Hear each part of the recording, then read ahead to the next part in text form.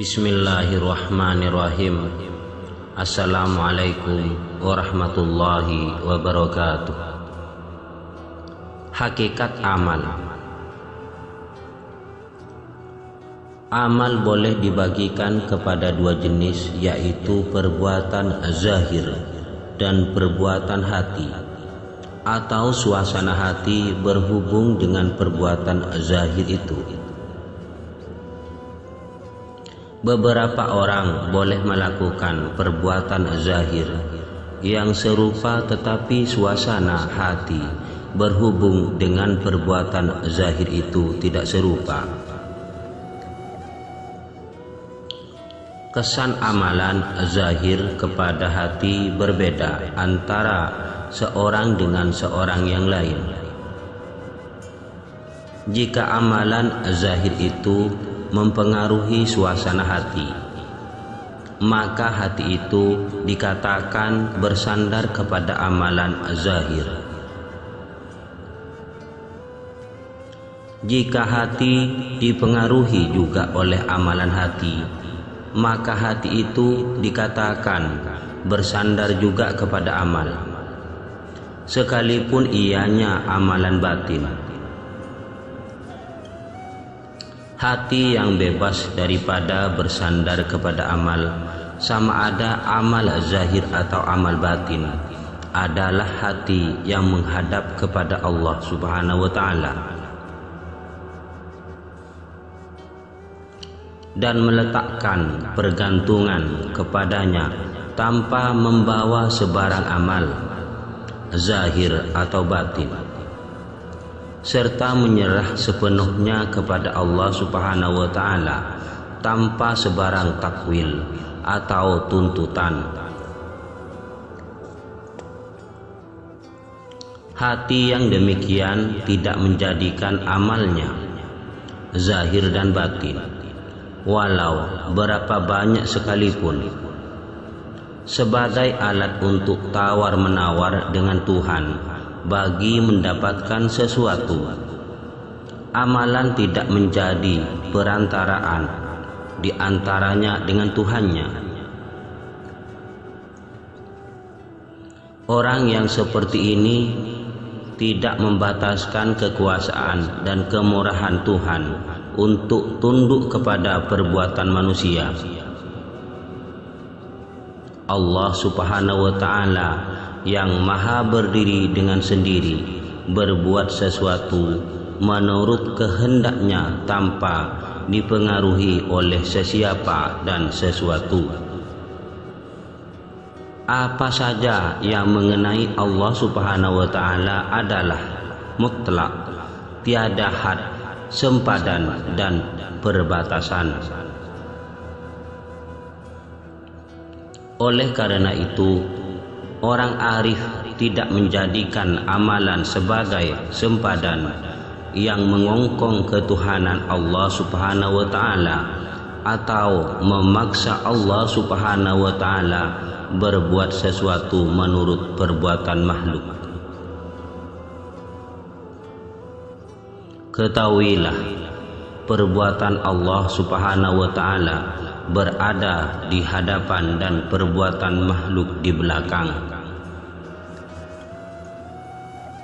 Tidak pernah terjadi Allah mengikuti perkataan dan perbuatan seseorang atau sesuatu sebelum menjadi seorang yang arif. Hati manusia memang berhubung rapat dengan amalan dirinya, baik yang zahir maupun yang batin.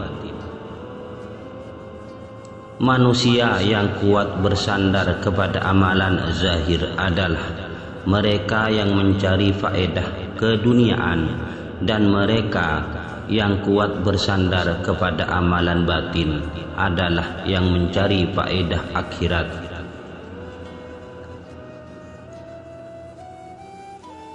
Kedua-dua jenis manusia tersebut berkepercayaan bahwa amalannya menentukan apa yang mereka akan perolehi baik di dunia dan juga di akhirat. Kepercayaan yang demikian kadang-kadang membuat manusia hilang atau kurang pergantungan dengan Tuhan. Pergantungan mereka hanyalah kepada amalan semata-mata, ataupun jika mereka bergantung kepada Allah Subhanahu wa Ta'ala, pergantungan itu bercampur dengan keraguan. Seseorang manusia boleh memeriksa diri sendiri apakah kuat atau lemah pergantungannya kepada Allah Subhanahu wa Ta'ala. Lihatlah kepada hati apabila kita terperosok ke dalam perbuatan maksiat atau dosa. Jika kesalahan yang demikian membuat kita berputus asa daripada rahmat dan pertolongan Allah Subhanahu wa Ta'ala, itu tandanya pergantungan kita kepadanya sangat lemah.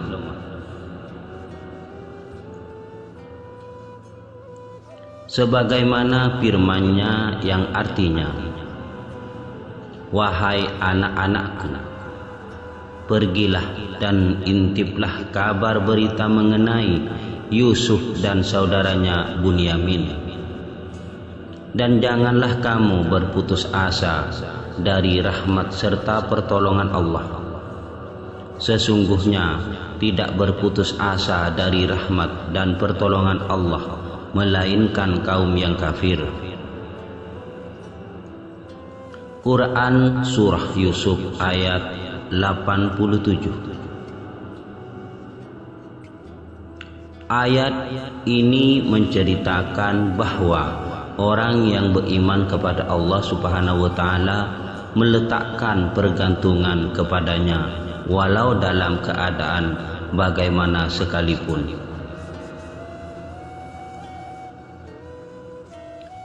Pergantungan kepada Allah Subhanahu wa Ta'ala membuat hati tidak berputus asa dalam menghadapi dugaan hidup. Kadang-kadang apa yang diingini, dirancangkan dan diusahakan tidak mendatangkan hasil yang diharapkan. Kegagalan mendapatkan sesuatu yang diingini bukan bermakna tidak menerima pemberian Allah Subhanahu wa Ta'ala, selagi seseorang itu beriman dan bergantung kepadanya. Selagi itulah dia melimpahkan rahmat-Nya. Kegagalan memperolehi apa yang dihajatkan bukan bermakna tidak mendapat rahmat Allah Subhanahu wa Ta'ala. Karena apa juga yang Allah lakukan kepada orang yang beriman pasti terdapat rahmat-Nya, walaupun dalam soal tidak menyampaikan hajatnya. Keyakinan terhadap yang demikian menjadikan orang yang beriman tabah menghadapi ujian hidup, tidak sekali-kali berputus asa. Mereka yakin bahwa apabila mereka sandarkan segala perkara kepada Allah Subhanahu wa Ta'ala, maka apa juga amal kebaikan yang mereka lakukan tidak akan menjadi sia-sia. Orang yang tidak beriman kepada Allah Subhanahu wa Ta'ala berada dalam situasi yang berbeda. Pergantungan mereka hanya tertuju kepada amalan mereka yang terkandung di dalamnya ilmu dan usaha. Apabila mereka mengadakan sesuatu usaha berdasarkan kebolehan dan pengetahuan yang mereka ada, mereka mengharapkan akan mendapat hasil yang setimpal. Jika ilmu dan usaha termasuklah pertolongan orang lain gagal mendatangkan hasil, mereka tidak mempunyai tempat bersandar lagi. Jadilah mereka orang yang berputus asa.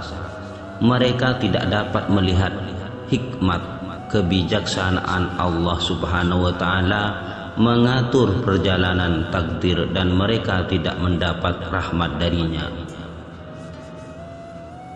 Jika orang kafir tidak bersandar kepada Allah Subhanahu wa taala dan mudah berputus asa, di kalangan sebagian orang Islam juga ada yang demikian, bergantung setakat mana sifatnya menyerupai sifat orang kafir.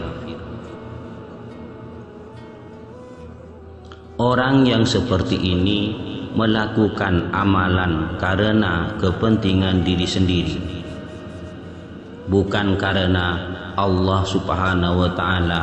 Orang ini mungkin mengharapkan dengan amalannya itu dia dapat mengecapi kemakmuran hidup di dunia. Dia mengharapkan semoga amal kebajikan yang dilakukannya dapat mengeluarkan hasil dalam bentuk bertambah rezekinya, kedudukannya atau pangkatnya. Orang lain semakin menghormatinya dan dia juga dihindarkan daripada bala penyakit, kemiskinan dan sebagainya.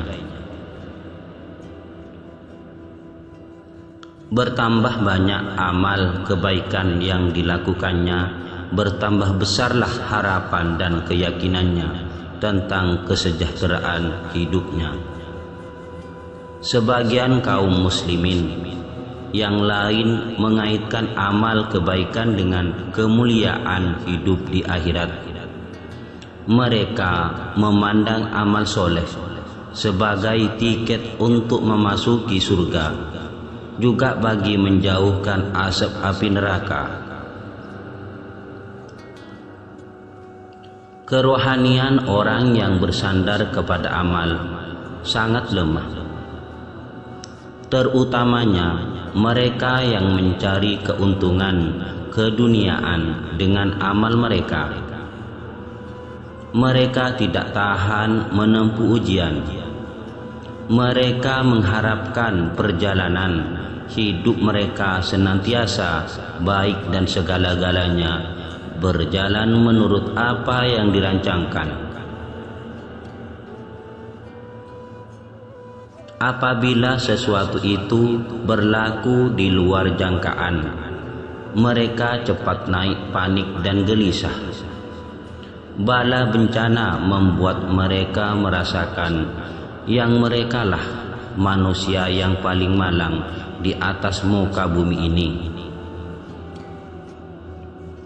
Bila berjaya memperoleh sesuatu kebaikan, mereka merasakan kejayaan itu disebabkan kepandaian dan kebolehan mereka sendiri. Mereka mudah menjadi ego serta suka menyombong. Apabila rohani seseorang bertambah teguh, dia melihat amal itu sebagai jalan untuknya mendekatkan diri dengan Tuhan. Hatinya tidak lagi cenderung kepada faedah duniawi dan ukhrawi, tetapi dia berharap untuk mendapatkan kurniaan Allah, seperti terbuka hijab-hijab yang menutupi hatinya. Orang ini merasakan amalnya yang membawanya kepada Tuhan. Dia sering mengaitkan pencapaiannya dalam bidang kerohanian dengan amal yang banyak dilakukannya, seperti berzikir, bersembahyang sunnah, berpuasa, dan lain-lain. Bila dia tertinggal melakukan sesuatu amal yang biasa dilakukannya, atau bila dia tergelincir melakukan kesalahan, maka dia merasa dijauhkan oleh Tuhan. Inilah orang yang pada peringkat permulaan mendekatkan dirinya dengan Tuhan melalui amalan tarekat tasawuf. Jadi ada golongan yang bersandar kepada amal semata-mata dan ada pula golongan yang bersandar kepada Tuhan melalui amal. Kedua-dua golongan tersebut berpegang kepada keberkesanan amal dalam mendapatkan sesuatu.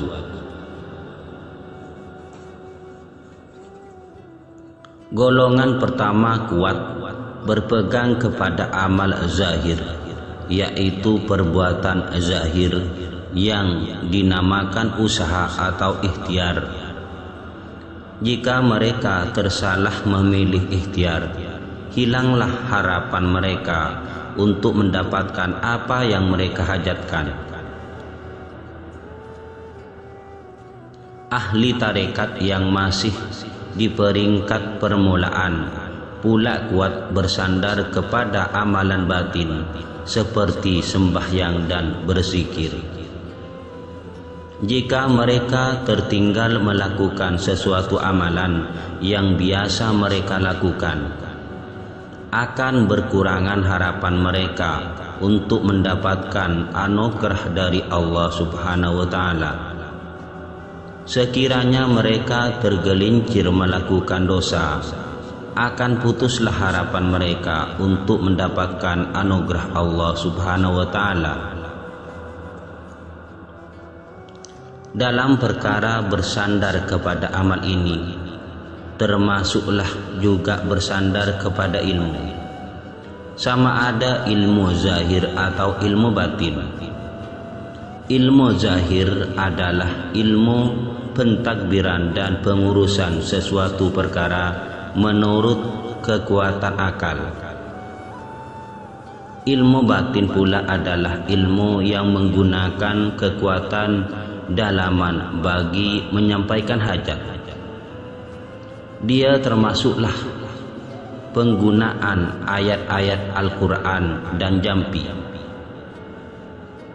Kebanyakan orang meletakkan keberkesanan kepada ayat, jampi dan usaha, hinggakan mereka lupa kepada Allah Subhanahu wa Ta'ala yang meletakkan keberkesanan kepada tiap sesuatu itu.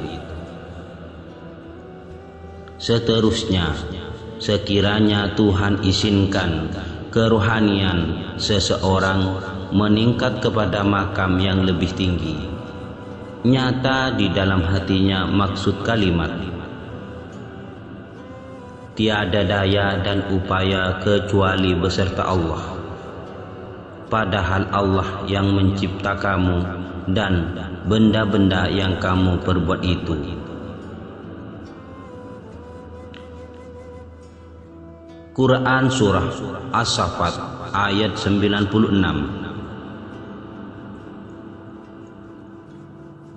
Orang yang di dalam makam ini tidak lagi melihat kepada amalnya, walaupun banyak amal yang dilakukannya, namun hatinya tetap melihat bahwa semua amalan tersebut adalah kurniaan Allah Subhanahu wa Ta'ala kepadanya.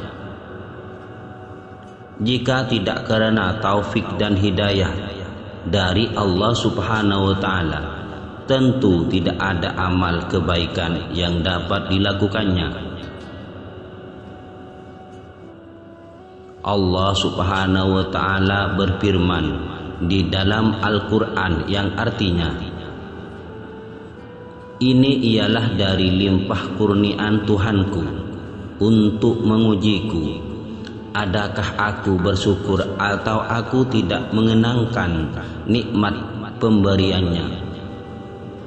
Dan sebenarnya sesiapa yang bersyukur, maka faedah syukurnya itu hanyalah terpulang kepada dirinya sendiri.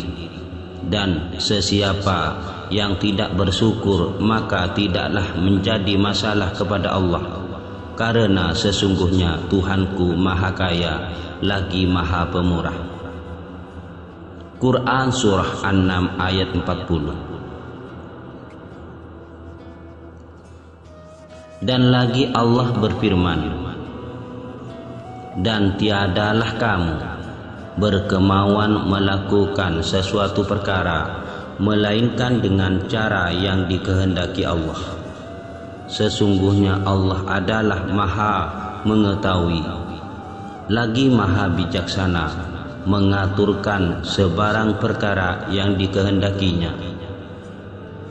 Dia memasukkan sesiapa yang kehendakinya menurut aturan yang ditetapkan ke dalam rahmatnya dengan ditempatkannya di dalam surga. Dan orang-orang yang zalim dia menyediakan untuk mereka azab siksa yang teramat pedih. Quran Surah Al-Insan ayat 30 dan 31. Segala-galanya adalah kurniaan Allah Subhanahu wa Ta'ala dan menjadi miliknya. Orang ini melihat kepada takdir yang Allah Subhanahu wa Ta'ala tentukan. Tidak terlihat olehnya keberkesanan perbuatan makhluk, termasuklah perbuatan dirinya sendiri. Makam ini dinamakan makam arifin, yaitu orang yang mengenal Allah Subhanahu wa Ta'ala. Golongan ini tidak lagi bersandar kepada amal, namun merekalah yang paling kuat mengerjakan amal ibadah. Orang yang masuk ke dalam lautan takdir, ridho dengan segala yang ditentukan Allah Subhanahu wa Ta'ala, akan senantiasa tenang, tidak berduka cita bila kehilangan atau ketiadaan sesuatu. Mereka tidak melihat makhluk sebagai penyebab atau pengeluar kesan. Di awal perjalanan menuju Allah Subhanahu wa Ta'ala, seseorang itu kuat beramal menurut tuntutan syariat. Dia melihat amalan itu sebagai kendaraan yang boleh membawanya hampir dengan Allah Subhanahu wa Ta'ala.